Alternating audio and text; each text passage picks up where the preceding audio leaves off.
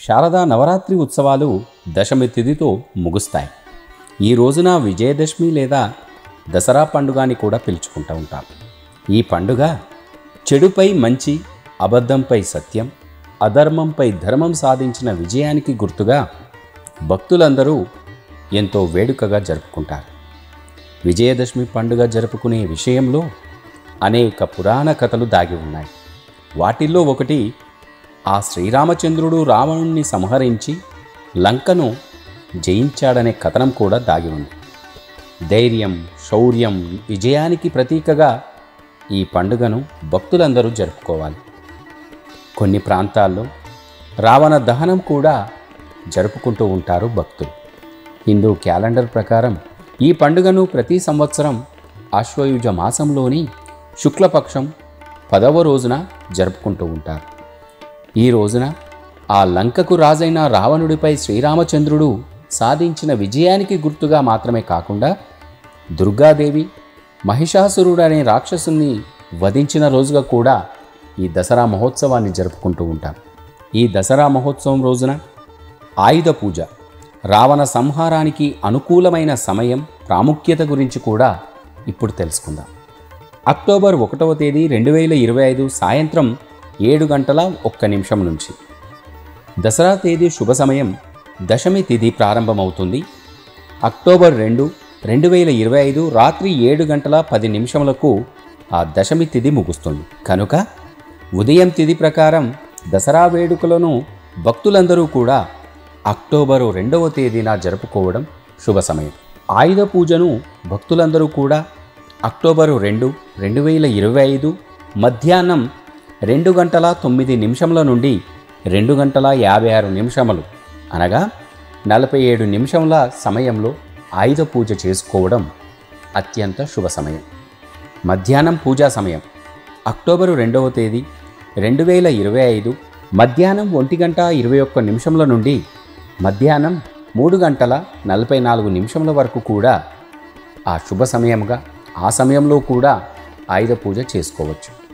ఆయుధ పూజ పద్ధతి ఎలా ఉంటుంది అంటే, విజయదశమి నాడు విజయ ముహూర్తంలో ఆయుధ పూజ చేయడం చాలా ఫలవంతమైనదిగా పరిగణించబడుతుంది. ఈ ముహూర్తంలో పూజ చేయడం వల్ల జీవితంలోని అడ్డంకులన్నీ కూడా అధిగమించడంలో సహాయపడుతుంది. ముందుగా ప్రార్థనా స్థలాన్ని పూజించాల్సిన ఆయుధాలు లేదా ఆ పనిముట్లను పూర్తిగా శుభ్రం చేసుకోవాలి. అన్ని ఆయుధాలు, పరికరాలను శుభ్రమైన ఎరుపు వస్త్రంలో ఉంచుకోవాలి. ఆ తదుపరి శుద్ధి చేయాలి. ఆయుధాలపై గంగా జలాన్ని చల్లి శుద్ధి చేసుకోవాలి.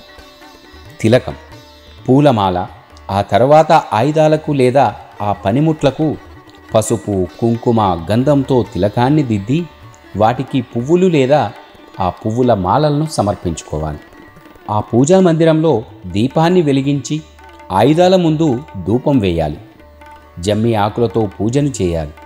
అక్షితలను సమర్పించాలి. తీపి పదార్థాలను నైవేద్యంగా సమర్పించి భక్తితో మొక్కుకోవాలి. పూజా సమయంలో ఓం జయంతి మంగళాకాళి భద్రకాళి కపాలిని దుర్గా క్షమా శివాదాత్రి స్వాహ స్వదా నమోస్తుతే అనే మంత్రాన్ని భక్తితో పఠించాలి. జీవితంలోని అన్ని రంగాల్లో విజయం సాధించాలని సంకల్పం చెప్పుకోవాలి. పైన చెప్పిన మంత్రాన్ని 11 సార్లు భక్తితో జపించి మన కోరికలన్నీ నెరవేర్చుమని ఆ దుర్గాదేవికి మొక్కుకోవాలి. ఈ విజయదశమి ప్రాముఖ్యత సత్యం, విజయం. పురాణాల ప్రకారం ఈ రోజున శ్రీరాముడు ఆ రావణుణ్ణి సంహరించిన ధర్మాన్ని, సత్యాన్ని స్థాపించాడు కూడా.